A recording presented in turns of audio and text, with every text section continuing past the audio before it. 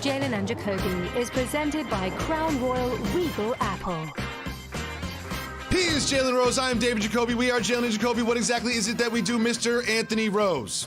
We're highly trained professionals, and we're going to do our best to solve race relations in the United States of America. Right now? While giving the people what they want. Well, you know, I like low expectations. You set the bar pretty high there. But as everyone watching this knows, there was an intersection between sports and politics that is undeniable that occurred yesterday. As the NBA players took the floor to play their games, they all took knees here in the Pistons and Bucks game, also in the Celtics and Heat game, and in others, obviously recognizing what happened at our nation's capital yesterday. After the games, some prominent figures were in front of microphones to discuss it. Let's listen to them.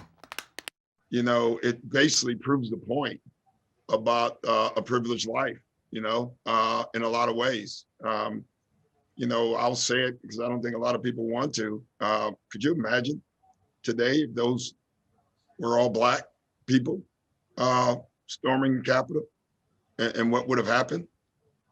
In one America, you get killed by sleeping in your car, selling cigarettes, or playing in your backyard. And in another America, you get to storm the Capitol and no tear gas, no massive arrests. Jalen, those are some powerful words from some people in your NBA fraternity. How did it feel watching the events, not just in Washington, D.C. play out, but around the NBA world as well? So as I acknowledge what took place at the Capitol yesterday, I also want to send hope that progress was actually made, Jacoby. Because the people that were storming, trying to overthrow the democracy of the United States by using white supremacy as a tool, it proved that the world has actually passed them by. Because we were watching, glued to our televisions, glued to our phones, watching something that we thought we'd never see. A physical attempt to overthrow the government. 4 people died. They were scaling the side of the building, Jacoby. They were in offices of people in Congress, putting their feet on desks. And you know this behavior was aided. For anybody that's ever been to an airport, for example, I would say to get into the Capitol should be 100 times more difficult. Law enforcement was complicit in basically allowing them. There's footage of law enforcement moving fences, allowing people in, Jacoby, ushering them in, taking selfies, running away from them as they were in to avoid confrontation. And so this now became the image of 2021 that colored people have been screaming to the high heavens, trying to tell the world that existed for the last 400 plus years. The difference was there were so many people that wanted to fight it. There's so many people wanted to deny how we were treated so vastly different because of the color of our skin. The formation of the police department initially happened, Jacoby, to corral slaves. That has always been a tumultuous relationship because we always knew we were the people being governed the toughest and the roughest. We were being chained. We were being locked up. We were being sprayed. Dogs were being sicked on us. You didn't see that happening yesterday. Where were the rubber bullets? Where was the law and order? It wasn't taking place. And why was it not taking place? Is because the people who were unhappy about what's happening in their United States of America, in their minds, still believing that an election was stolen from them that wasn't, felt some sort of privilege, Jacoby, that we're going to overthrow the government. And that image right there, after what happened via the election in Atlanta, when we saw the 2 Senate candidates now who are elected, that now give Senate the majority, that image of the Confederate flag in the White House speaks 1,000 words. And I, like you, was devastated by what I saw. But again, I want to acknowledge the progress. At one time, there were people that felt like that, carrying that flag that looked like that. The difference is they were wearing hoods. Now, the revolution is being televised, and we see them. And it's okay. You can feel that way. But the rest of the world has passed you by. In the general election, in Atlanta, in our heads, in our hearts, we have passed you by. Catch up.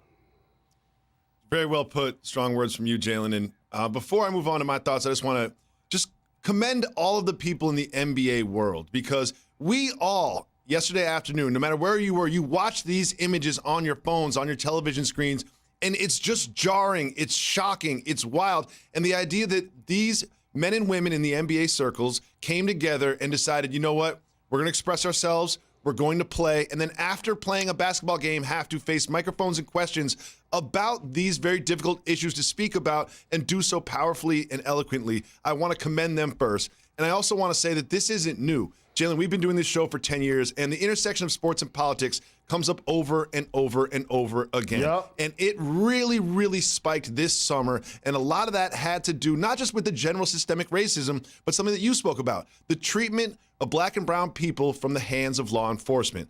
Obviously, and what not limited to, there was the killing of George Floyd, the killing of Breonna Taylor, and the shooting of Jacob Blake. Now, in all these instances, there's two sides of the coin. There's always like a yeah, but. Oh, George Floyd, yeah, but he committed a crime and he resisted arrest. Oh, Breonna Taylor, yeah, but maybe they shot at the officers first and they were defending themselves. Jacob Blake, yeah, but he had a knife, right? When you look at the juxtaposition of the treatment of those people that went into the Capitol building and the people that marched in the Black Lives Matter movement, there is no yeah, but. There it is right there. If you look at the way that these people were treated on the steps of the Capitol and the way that the people were treated on the streets of cities and towns, you know, riding with the Black Lives Matter flag, there's no yeah, but. There it is. There's the double standard. There's the inequality. There's the excessive force. There's the systemic racism right in front of your face. It's in those images. We watched it play out yesterday. There is no more question about this problem that has not only been going on this summer, it's been going on for centuries, that needs to be fixed. And if you can still look at the way these people were treated and the way that other demonstrators were treated that are black and brown and don't see that double standard, then I don't know what to tell you. I really, really don't. Jalen. And that's why taking a knee like Colin Kaepernick, who was vilified for doing it, is so symbolic. Because like I've said the entire time, it's a peaceful protest. It's a peaceful protest. And it continues to highlight over the years, it doesn't matter if we turn the other cheek like MLK, if it's eye for an eye, like Malcolm X, if regardless, like you mentioned, it seemed to be that yeah, but. And now all of a sudden, the images of things that I saw growing up, people being sprayed with water hoses, having to use inferior accommodations of the bathroom and of water fountains and of restaurants, and having to cross the street when they saw white people, to graduating to now seeing images of young black people wearing hoods and now being symbolic because all of a sudden they're being harassed by law enforcement or people who want to play officer, and all of a sudden unarmed people are being harmed, are being killed, families are being devastated, and then falsifying the police report in some, if not many, of these cases. You just said it right there.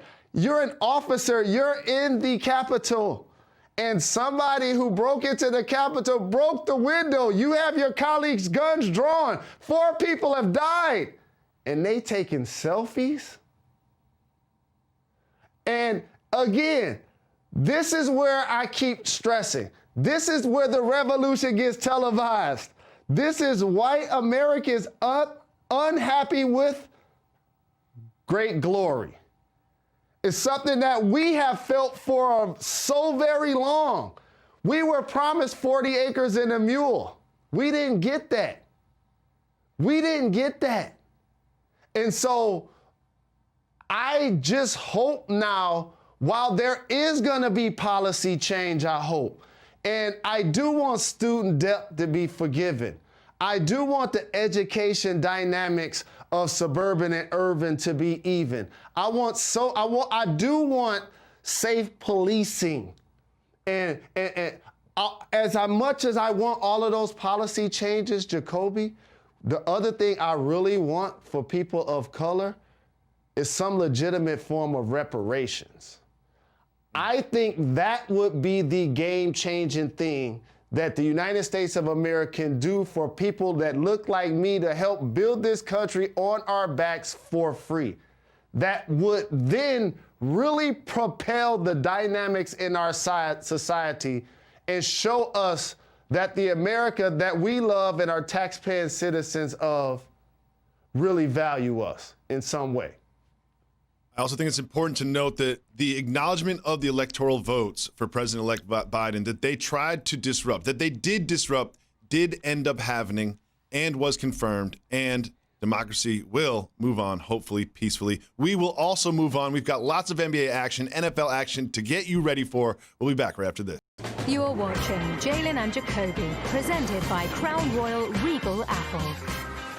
Coming to you live from Pier 17 in the South Street Seaport and brought to you by Chase. Welcome back to Jalen and Jacoby. If you'd like to hear our expanded thoughts on the events in the Capitol yesterday, make sure you listen to our podcast where we always have exclusive content. But right now we will turn our thoughts towards the world of sports. There were NBA games last night and some great ones. Eastern Conference Finals rematch between the Celtics and the Heat went down to the wire until Peyton Pritchard with the putback. What did you take away from this game last night, the rematch of the Eastern Conference Finals? Well, you start with Peyton Pritchard because anytime you're playing basketball without Kemba Walker at the point, you expect there to be a drop-off, and he's brought something different that now when you get him back, he's going to be a contributor more than they probably anticipated at the beginning of the season. Good point. And then you put that with the continued development of Tatum and Brown, and now all of a sudden the Celtics again playing against the Miami Heat, who won the East last year. Those are always going to be big games, so that's definitely a big-time win by that squad. Well, I said two things coming out of the NBA bubble. There were two people that went from stars to superstars in the bubble. One was our homegirl Malika, and the other one was Jimmy Butler. And Jimmy Butler this year has been off to a little bit of a slow start, I will say. What do you think about Jimmy Butler so far this year? The thing about Jimmy Butler, he's struggling shooting that three, Jacoby. Doug Collins always talked to me about this. The game is so hard when you can't shoot. So that's what I saw. I was happy to see him score 26 against the Celtics. However, you know he's rugged and tough. He plays basketball like an NFL running back, and he's dealt with some injuries. He's dealt with some injuries coming to this season, so I appreciate him trying to fight through it. But he's had some single-digit games and then a 20-plus point game. And so when he starts to play like he's capable, that's when they're going to hit their stride. He has not hit a single three-pointer yet this season. Well, that wasn't the only good game last night. We had another one between the Jazz and the Knicks right here in New York City, where the streets are kind of talking about the Knicks, Jalen Rose. New York. And one of the reasons they're talking about him is performances like last night. The first half looked dominant for the Jazz, but then the Knicks started coming back. Julius Randle came on in the second half, and that man right there, Austin Rivers, he took over. He took over. At the fourth quarter, he hit 3 threes and got another bucket, 11 points in the last few minutes of the game. Jalen, I have a simple question for you. Are the Knicks for real? Shout to Tom Thibodeau, who's doing an amazing job getting effort, playing big minutes to Julius Randle and RJ Barrett and getting great productivity. And then you have Austin Rivers coming in as one of my favorite irrational confidence, heat check type players. and then all of a sudden he could get you double-figure points in one quarter in a win against a great defensive team in the Jazz without Obi Toppin. But you know what makes me happiest about this? What's As that? a Michigander that went to the university, that also spends a lot of time on the East Coast with a lot of my coworkers and friends and family. You know what warms my heart? What makes you happy, Jalen? I That like it when you're so happy. many New York Knickerbocker fans can now smile and feel good about their team. I forget so many times how many of you guys actually exist when the Yankees and the Knicks are bad.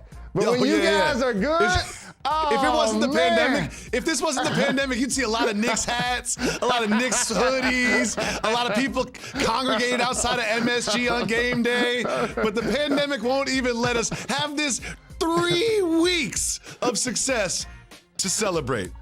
Jalen, that's what happened in the NBA last night. But now it is time to turn our attention to one of the most fun sports weekends of the year, and that is the Wild Card Super Weekend. Look at all these games that we have to get you ready for, and the one that I'm keyed on, my favorite matchup of them all, just happens to be on ABC, and that is at 1 p.m.